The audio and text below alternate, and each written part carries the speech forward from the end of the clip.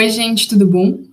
Meu nome é Luísa, sou plantonista de Química desde o início do ano passado e eu vou apresentar para vocês uma aula sobre estequiometria. Antes de começar a falar sobre estequiometria em si, falar conceitos, se der tempo eu vou fazer uns exercícios com vocês. Eu queria falar como que estequiometria cai no vestibular. Bom, estequiometria é importante? Sim, estequiometria é muito importante. Estequiometria é importante por quê? Em geral, a gente não tem tanto exercício assim de estequiometria puro. Então, em que o foco do exercício é estequiometria. Quando tem, geralmente a gente tem que fazer várias contas, várias passagens, mas o que acontece? No geral, estequiometria é dado como um passo para para você continuar o exercício. Então, é uma coisa que você precisa fazer para conseguir continuar o exercício. Então, mesmo não sendo o foco daquele exercício, é super importante saber. Então, eu vou dar essa aula para vocês, eu espero que vocês entendam direitinho tudo, façam exercícios. Se vocês ficarem com alguma dúvida, fazendo exercício, na aula, pergunta para os professores, vão nos plantões, que vai ser super importante, não abandonem essa matéria. Bom, dito isso, eu vou apresentar esse PowerPoint para vocês. Deixa eu ver.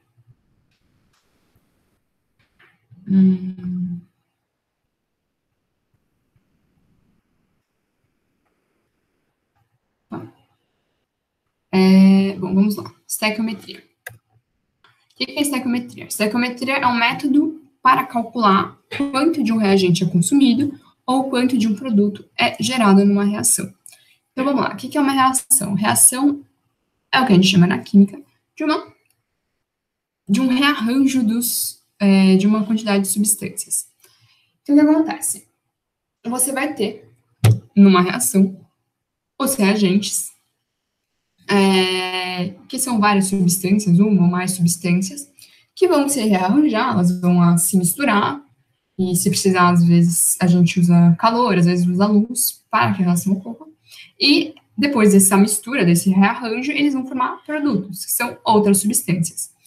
Um jeito de você entender isso é você, acho que fica mais fácil, é pensar numa receita de bolo. Uma receita de bolo é mais ou menos uma reação. Então, o que acontece? Você tem ovo, farinha, fermento, chocolate, manteiga, tudo isso para fazer um bolo. E esses 5 ingredientes, que a gente chama de ingrediente numa receita, são os reagentes da nossa reação. Você vai misturar todos os reagentes, todos os ingredientes, fazer aquela mistura, formar uma massa, colocar no forno, porque a receita do bolo precisa de calor, coloca no forno e vai formar um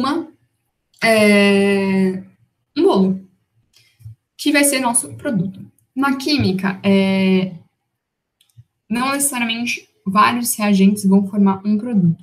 A gente tem infinitas formas de reação. Então, a gente tem vários reagentes formam um produto, vários reagentes formam vários produtos, um reagente forma vários produtos. Mas, para ficar mais fácil, eu vou usar a receita de bolo. A gente vai partir da hipótese de que... na hipótese não, a gente vai usar como exemplo a receita do bolo. Então, vários reagentes formam um bolo. Então, e aí a estequiometria, ele quer o quê? Ele vai mais ou menos te dar a receita e ele vai querer ver quantos ingredientes ou quantos bolos você vai usar naquela receita. Ou seja, para um bolo, eu preciso de 2 ovos. Então, com 2 ovos eu formo um bolo. Se eu quiser fazer 2 bolos, quantos ovos eu vou precisar?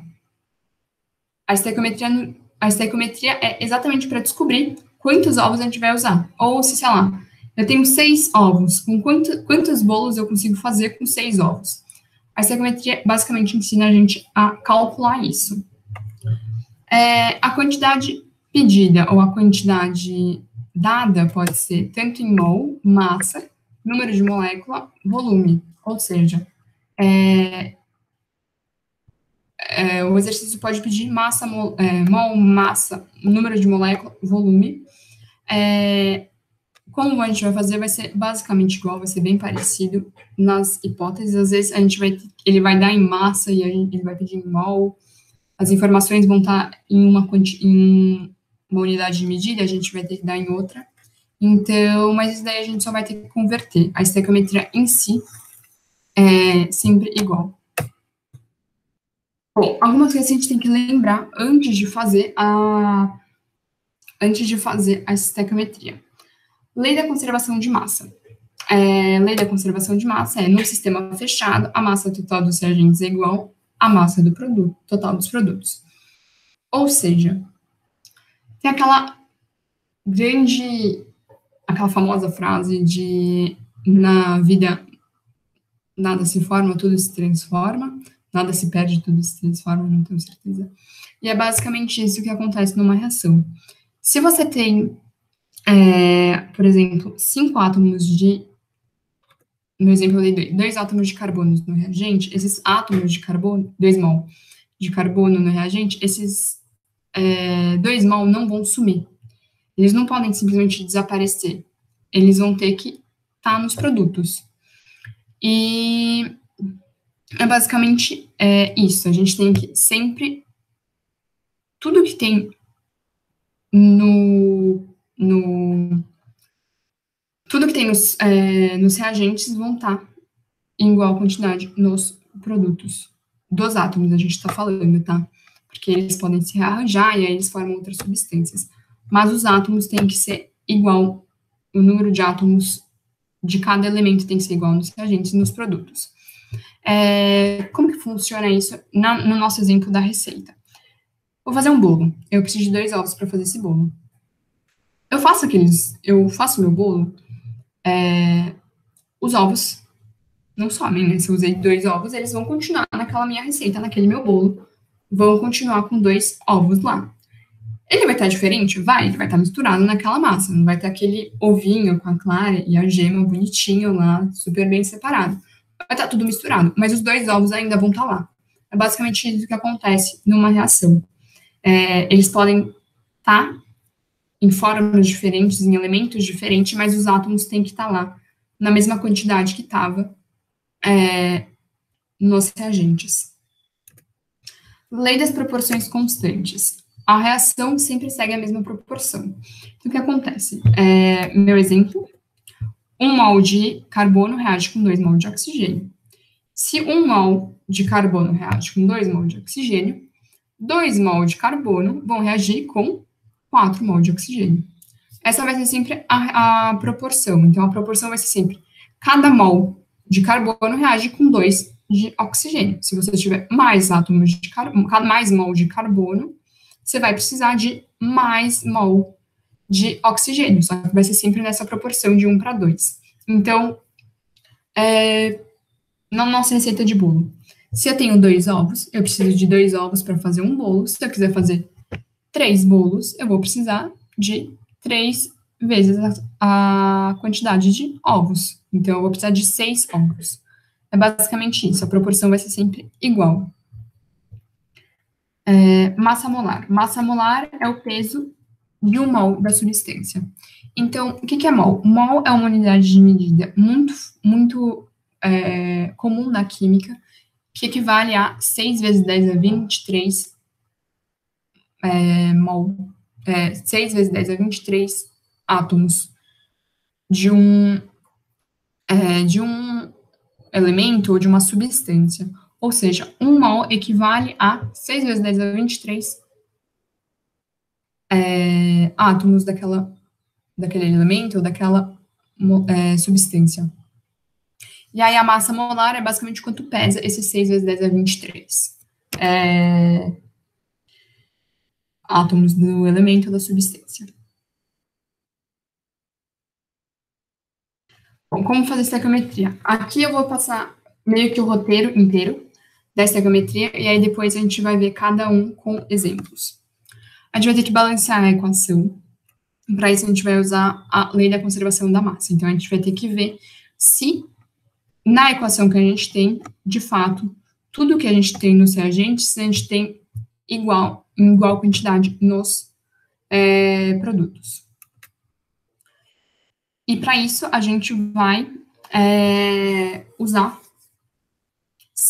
para igualar, né, se as quantidades estiverem desiguais, a gente vai igualar através dos coeficientes estequiométricos, que vão ser super importantes para a gente na estequiometria, porque eles vão ser meio que nossa receita. Então, é super importante a gente aprender a fazer o balanceamento bem, a gente vai aprender a fazer o balanceamento, a gente tem que treinar bastante isso, porque isso vai ser super importante para a gente na estequiometria. E os coeficientes representam a quantidade em mol das substâncias. Depois a gente precisa ver qual que é a informação que está faltando. Em geral, a informação que está faltando é o que eles estão pedindo no exercício. Então, a gente sabe, então é bom a gente saber o que a gente está pesquisando, o que a gente está procurando, né, para a gente direcionar nosso pensamento, nosso raciocínio, para encontrar a informação que eles querem. E a gente geralmente usa uma incógnita para essa quantidade, para representar essa quantidade que a gente não sabe. E aí a gente precisa encontrar esse valor, que é o que eles estão pedindo no exercício, né? Como que você faz isso? Você vai precisar de 3 informações que eles vão dar no exercício, seja por causa do balanceamento, seja porque eles realmente te deram, eles realmente forneceram para você. Em geral, a gente precisa fazer o balanceamento para descobrir. Então, primeiro, a gente precisa achar a gente já achou a informação, a gente já sabe qual a informação a gente está procurando, e a gente tem que ver que o exercício ele vai ter que fornecer informações para a gente, senão a gente não vai conseguir sair do lugar. O que eles vão dar? Em geral, eles vão dar uma quantidade de uma substância, seja em mol, seja em volume, seja em número de moléculas. Eles vão dar um número para a gente, e a gente vai ter que ver qual é a substância correspondente daquele número, ou seja, aquele número pertence a qual substância. Se a gente achar essa substância, a gente vai ter que, a gente já sabe qual é essa substância, né? Aí a gente vai precisar achar o coeficiente estequiométrico da substância que eles deram, esse valor. A gente vai ter que achar o coeficiente estequiométrico da substância que a gente está procurando e a quantidade em mol da substância que eles deram. Então, às vezes, eles dão a massa de alguma substância. E a gente precisa converter essa massa para mol. Ou, às vezes, eles vão dar um volume, a gente vai ter que converter para mol. Isso não é uma regra, não necessariamente você vai ter que converter para mol. Eu acho que, no início, se vocês tiverem, quando vocês estão aprendendo, é mais fácil vocês converterem para mol, para ficar mais fácil de visualizar o que vocês têm que fazer, para vocês conseguirem se direcionar melhor. Se, por acaso, vocês já estão bem treinados, vocês já sabem bastante estequiometria, vocês não vão precisar converter para mol necessariamente, vocês vão conseguir fazer, pular alguns passos, mas eu acho que vocês ainda vão ver isso direitinho, mais certinho no futuro. Então, por enquanto, vamos converter para mol, para ficar mais fácil. Bom, depois que a gente já tem todas essas informações, a gente já tem as informações que foram dadas, as informações que a gente já sabe, a informação que foi dada, a informação que a gente descobriu com o coeficiente estequiométrico e a incógnita que a gente tem que descobrir, a gente vai fazer uma regra de 3. Por que a gente vai fazer uma regra de 3? Porque está seguindo a lei das proporções constantes. Então, vai ser bem importante isso. A gente vai fazer uma regrinha de 3. Química, em geral, é sempre regra de 3, então, bem bom lembrar disso. Bom, agora um exemplo prático para a gente. Na combustão completa de 32 gramas de metano, qual a quantidade em gramas de água produzida? Então, eles deram a quantidade de metano e eles estão pedindo a de água. A gente tem qual informação? A gente tem essa informação aqui, a quantidade da substância dada. Ela não está nem em mol ainda, a gente vai ter que mudar isso para mol. Mas a gente tem a quantidade da substância dada e a informação que está faltando. O que a gente vai ter que fazer? A gente vai ter que escrever a reação da combustão do metano. Às vezes eles dão essa reação, às vezes eles pedem que você saiba, então ao longo do semestre a gente vai ver várias reações para vocês conseguirem fazer essa reação por conta própria no vestibular, se eles quiserem. Bom, aqui a reação não balanceada da combustão completa do metano. Então, metano com oxigênio mais calor forma gás carbônico e água. Beleza. E aí a gente vai ter que fazer o quê? A gente vai ter que balancear. Então, a gente vai ter que comparar a quantidade de átomos de cada elemento nos reagentes e nos produtos. As quantidades devem ser iguais. Se não for igual, o que a gente faz? A gente multiplica a substância para tentar igualar a quantidade de átomos. Então, vamos ver um exemplo. Essa é a reação que a gente tem. Vamos começar pelo metano. Por que a gente vai começar pelo metano? Bom, nos nossos reagentes, a gente tem metano e gás oxigênio. O oxigênio é uma substância simples, ou seja, ele só tem um tipo de átomo que o forma, que é o oxigênio. É melhor a gente deixar essas informações, esse número, a substância simples para o final, porque é mais fácil da gente corrigir as desigualdades que existirem com a substância simples. Porque quando a substância é complexa, tipo, a gente tem dois átomos diferentes.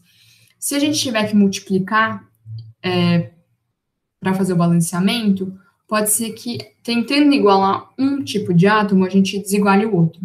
Por isso que a gente deixa a substância simples para o final,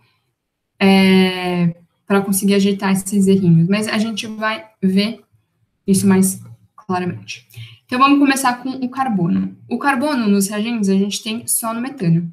Então, o metano tem um átomo de carbono. Nos produtos, a gente tem carbono só no gás carbônico. E a gente também tem só um átomo de carbono. Se a gente tem um nos reagentes e um nos produtos, tá certo. Então, é como se nosso quilo de farinha, que estava nos ingredientes da receita do bolo, vai continuar sendo 1 quilo de farinha no nosso bolo. Agora, para o próximo. O átomo de hidrogênio. No metano, nos reagentes, a gente só tem hidrogênio no metano. A gente tem 4 átomos. Então, como que eu sei que é 4 átomos? Não sei se vocês se lembram, mas quando a gente tem um númerozinho do lado direito do átomo, né? Então, aqui, H4, significa que tem 4 átomos daquele elemento. Ou seja, um carbono se liga a 4 átomos. A gente tem 4 átomos nos reagentes de hidrogênio. No produto, a gente só tem hidrogênio na água. E a gente só tem 2 átomos. A gente tem 4 átomos de hidrogênio nos reagentes e 2 nos produtos. 2 átomos só nos produtos. Bom, sumiram alguns átomos de carbono, né? Sumiram 2 átomos de hidrogênio, desculpa.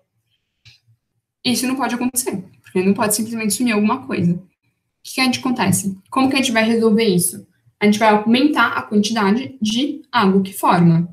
Então, se uma molécula de água tem 2 hidrogênios, para a gente ter 4 átomos de hidrogênio, a gente vai precisar do dobro, né? Então, 2 moléculas de água vão ter 2 hidrogênios cada, ou seja, 4. Então, o meu balanceamento ficou aqui no final, eu coloco na frente, né, multiplicando a água por 2, ou seja, eu estou indicando que eu vou ter 2 moléculas de água nessa reação, formando nessa reação. Então, 4 átomos de hidrogênio. Bom, agora o que falta? O que a gente ainda não viu agora é o oxigênio. Então, a gente vai ter que ver o oxigênio. Eu vou voltar aqui para essa relação que não está balanceada, que a gente tem só um átomo de gás oxigênio, uma só molécula de gás oxigênio com 2 átomos de oxigênio cada. Então, a gente vai ter 2 átomos de oxigênio nos reagentes e nos produtos a gente vai ter oxigênio no gás carbônico, então a gente vai ter 2 moléculas no gás carbônico e 2 moléculas, 2 átomos de oxigênio no gás carbônico e 2 átomos de oxigênio na molécula de água, porque a gente tem 2 moléculas de água, a gente já descobriu que a gente tinha 2 moléculas de água. Se cada molécula de água tem um oxigênio, 2 moléculas de água vão ter 2. Então, no total, nos produtos, a gente vai ter 4 moléculas de água, de oxigênio, desculpa. A gente tem dois átomos de oxigênio dois átomos de oxigênio nos reagentes e 4 nos produtos. 4 átomos de oxigênio. Surgiram 2 átomos. Isso não pode acontecer. Não pode surgir coisa do nada. Então, a gente vai ter que aumentar a quantidade de oxigênio nos reagentes. Se cada molécula de gás oxigênio tem 2 átomos de oxigênio, a gente vai precisar de 2 moléculas de gás oxigênio para balancear essa reação, para ficar com 4. Então, a gente acha esse 2 aqui. Beleza? Como que a gente sabe que o balanceamento está certo depois de a gente ter feito tudo? Na verdade, antes disso, uma coisa, o balanceamento, ele sempre é o menor número inteiro que consegue igualar todas as quantidades. Então, sempre começa multiplicando por números pequenos inteiros. Então, começa pelo 2, se o 2 não der certo, vai por 3, 4, 5, e sempre começa com números pequenos. Segunda coisa, como você vê que seu balanceamento está certo? Quando você balancear, no final de tudo, você já fez todas as contas que você achou que você precisasse fazer. Confere de novo para ver se está certinho. Então, aqui eu tenho um carbono, aqui eu tenho um carbono. Aqui eu tenho 4 hidrogênios, aqui eu tenho 2 vezes 2, 4 hidrogênios. Eu tenho 2 vezes 2 oxigênios, 4 oxigênios, 2 mais 2 hidrogênios, 4. Então, tá certo. Porque, às vezes, a gente multiplica alguma substância, e dentro dessa substância tem átomos de algum elemento que a gente já tinha checado antes. E aí, o que acontece? Quando a gente multiplica, a gente está aumentando a quantidade de átomos, dos átomos que tem dentro daquela substância. Então, se a gente já tiver analisado um desses elementos, pode ser que a multiplicação desiguale, o que a gente já tinha visto estava igualado. E se desiguala, é porque a gente esqueceu de multiplicar alguma coisa. Não porque a gente esqueceu de propósito, que a gente errou, mas porque a gente não sabia que precisava multiplicar. Então, é sempre bom conferir no final para ver se está de fato certo, para ver se não houve alguma dessa mudança depois. Não sei se ficou muito claro isso, mas se vocês tiverem, mas acho que com a prática vocês entendem direitinho o que está acontecendo, e acho que se vocês conferirem, que nem eu acabei de fazer, vai dar tudo certo, porque vocês vão conseguir ver se vocês esqueceram de alguma coisa, de alguma multiplicação, e vocês vão conseguir corrigir. Então, é sempre bom fazer isso, essa checagem no final. Bom, agora a gente já tem a equação balanceada, e a gente vai analisar as informações. A informação dada é a massa de metano, que eles tinham falado que era 32 gramas. Eles geralmente vão dar a massa molar, ou se eles não derem a massa molar, às vezes eles querem que você saiba a massa molar de cor, se for uma substância muito comum, mas, em geral, eles dão a massa molar ou alguma tabela periódica para vocês descobrirem a massa molar na tabela periódica. Então, eles deram a massa molar do metano e da água. Então, cada mol de metano pesa 16 gramas. E a gente vai ter que converter a massa, a quantidade de metano que eles deram, né, em grama, para mol, para ficar mais fácil. Então, 1 mol de metano pesa 16 gramas. Eles tinham dado que naquela reação que eles deram, a gente ia usar 32 gramas de metano. Se eu tenho... a gente vai fazer uma regra de 3, né? 1 mol de metano pesa 16 gramas. Então, quanto pesa 32 gramas? Coloquei y como minha variável e eu vou fazer uma regra de 3. Então, esse é bem fácil de ver porque é o dobro, né? Então, 16 é o dobro, 16 é metade de 32. Ou seja, 1 é metade de y. Ou, se você quiser fazer o contrário, 32 é o dobro de 16. Então, y tem que ser o dobro de 1. O dobro de 1 é 2. Então, naquela reação que eles deram, que a gente ia usar 32 gramas, a gente vai ter 2 mol. Essa é a conversão que a gente faz. A informação que está faltando é gramas de água, então a gente vai usar isso como x. Pelo balanceamento, 1 mol de metano reage com 2 mol de água. Como que a gente sabe? Por que a gente sabe disso? Porque essa é a reação balanceada que a gente achou. Então, a nossa reação balanceada vai ser meio que a nossa receita de bolo da reação. Ela é o que diz o que a gente vai precisar para fazer um bolo. Então, a reação balanceada é a nossa receita. Então, é como se ele estivesse dizendo que 2 ovos formam um bolo. Sempre. Então, se você quiser, 2 ovos vão formar um bolo. Se você quiser fazer mais bolos, você vai precisar fazer mais. Você vai precisar usar mais ovos. Só que assim, a proporção vai ser sempre essa. 2 ovos para um bolo. Então, se você quiser fazer 3 bolos, você vai precisar de 3 vezes mais ovos, ou seja, 6 ovos. A reação balanceada é o que nos diz isso. Então, é como se fosse nossa receita. E a nossa receita nos diz que para cada mol de metano, a gente vai formar 2 mol de água. A proporção é 1 para 2, sempre. Isso daí é sempre assim. Então, beleza. Como encontrar com as informações que a gente sabe? 1 mol de metano reage e forma 2 mol de água.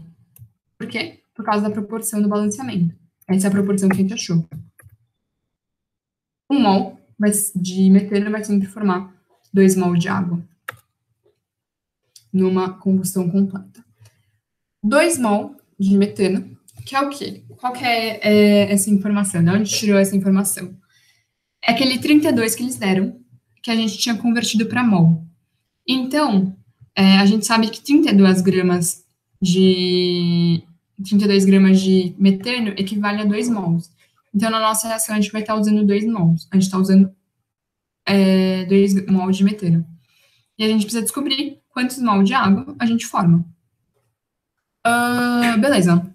A gente forma...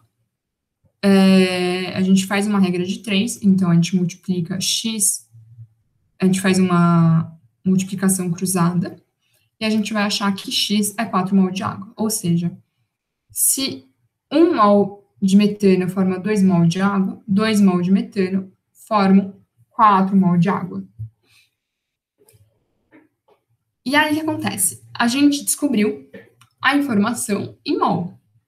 Só que, aqui no nosso exercício, ele não estava pedindo em mol. Ele estava pedindo em gramas. O que a gente faz agora? A gente converte mol de água para grama. Como?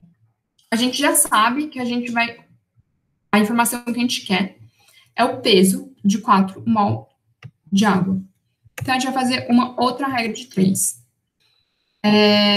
Como que a gente vai fazer isso? Usando a massa molar. A gente sabe, porque o exercício deu pra gente, que 1 mol de água pesa 18 gramas. Então, cada mol de água vai precisar de 18 gramas, por causa da massa molar. Se a gente, o exercício está dando para a gente já sabe que a gente precisa descobrir o peso de 4 mol de água, a gente faz uma regra de 3. Então, 4 mol de água equivale a que eu coloquei W, que é uma outra incógnita. Então, a gente multiplica, faz uma outra regra de 3. No final, W vai ser 4 vezes 18, que é 72 gramas. Então, esse é o número que ele estava pedindo, que é a quantidade de água em gramas que se forma quando você faz a combustão de 32 gramas de metano. E é isso. Essa foi a aula, gente. Eu vou parar de compartilhar aqui.